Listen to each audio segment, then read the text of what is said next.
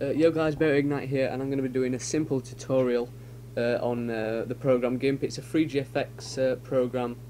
It's sort of similar to Photoshop but not as advanced, so it is a beginner tutorial seeing as I am a beginner myself. And the tutorial is how to make something 2D such as this Betaclan logo, or maybe something like text where you can just simply add to Gimp. So yeah, I'm going to be showing you how to make something like this 2D 3D, so it's a pretty simple tutorial. It's not going to be long. I'll show you just a few things you can do with it as well. So to start off with, what you're going to do is you're going to want to duplicate the layer and make the first one invisible. Then on the second one, you're going to want to add the filter blur, motion blur, and then with this I like to add the length to about 40, leave the angle how it is. You can change that, have the play around with it if you want, but I just like to add it at 40 so it makes it quite 3D. The lower the length, it's not going to be as 3D, and as you can see, this is not very 3D at the minute. It's just like a blurred out Betaclan logo that looks like it's being dragged across a road or something. But what you're going to want to do with it is duplicate this layer about 40 times so it like buffs it up a little bit. Once it stops like doing anything, you can stop duplicating it. And what you're going to want to do, I keep saying going to want to, it's really annoying, but anyway, what you're going to want to what you want to do is merge visible layers and merge so that it all becomes one layer, all the ones that you've just duplicated. And then so as you can see, that looks not bad, but once you make the first layer visible, it makes it more 3D. So as you can see, that don't look too bad. It looks 3D, it looks alright.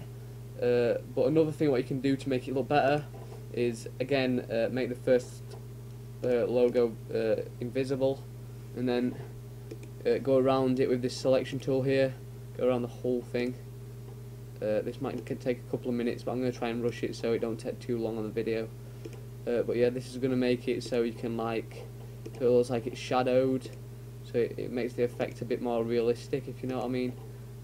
This tutorial is really good actually, because it means you don't need like any patch software like Cinema 4D or I don't know, Photoshop, which you're going to probably need to download illegally.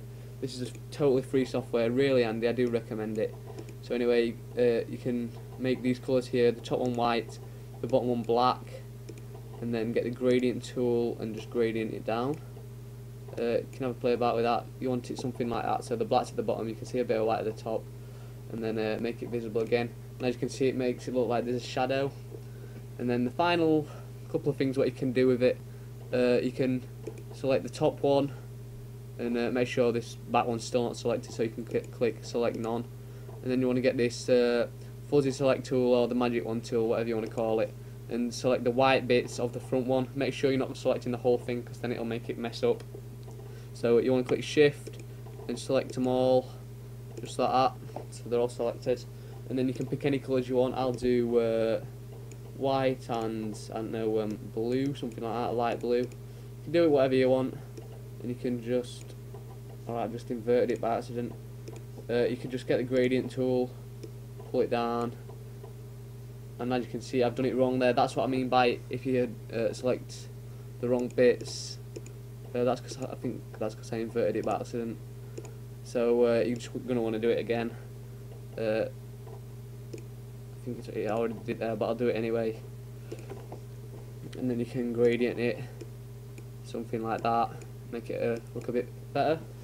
And then the final thing you can do, this is something you can have a little play around with, that you select none, so it's not selecting that. You can merge these together so it makes one logo. Merge visible layers and merge, so there you go. And then the final thing you can do is just have a little play around the filter, see if you can find anything that makes it like a bit more realistic, or if you might want to give it a bit of texture, something like that. So what I'm going to do, I don't know, I just want this front bit texturing, so I might click on these. I know it's going to do it like this, but I don't really care. Just make sure it's all selected. It's going to do it like that because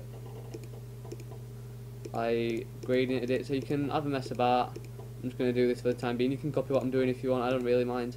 It's totally up to you what you want to do. You can do this with text as well if you if you're wondering, like 3D text and everything. Exactly the same technique. Just have a little play around with it. So nice all selected. I think what I'm going to do is filters, artistic and quantify.